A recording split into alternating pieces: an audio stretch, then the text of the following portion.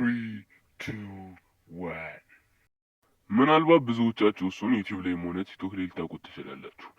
እሱ ለጌም ብሎ 700,000 ብር የሚያወጣ የጌሚንግ ሴታፕ የገዛ ብቸኛ የኢትዮጵያ ጌመር ወይም ስትሪመር ነው። አቢሲኒያ ጌመር ይባላል። አቢሲኒያ ጌመር በዩቲዩብ ላይ ከ79,000 በላይ ተከታይ ያለው ነው። 80,000 ሊገባ 100 ሰብስክራይበሮች የቀረው ሲሆን በቲክቶክ ላይም ከ90,000 በላይ ተከታይ አለ።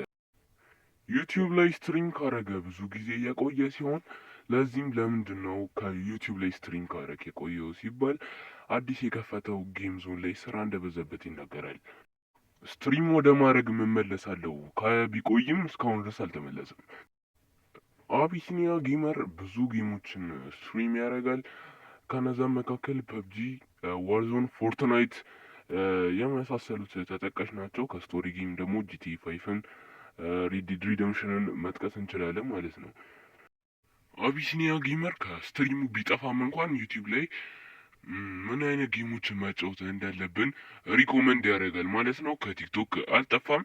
እናም ደግሞ እሱ ማግኘት የምፈልጉ ካላችሁ አዲስ የከፈተው ጌም ዞን ጀሞ መሄድ ትችላላችሁ። እናም ደግሞ አሁን ደግሞ በቅርቡ የከፈተው አለ እዚህ ሰሚት አካባቢ፣ እዛ ሄዳችሁ እሱ ማየት ትችላላችሁ ማለት ነው።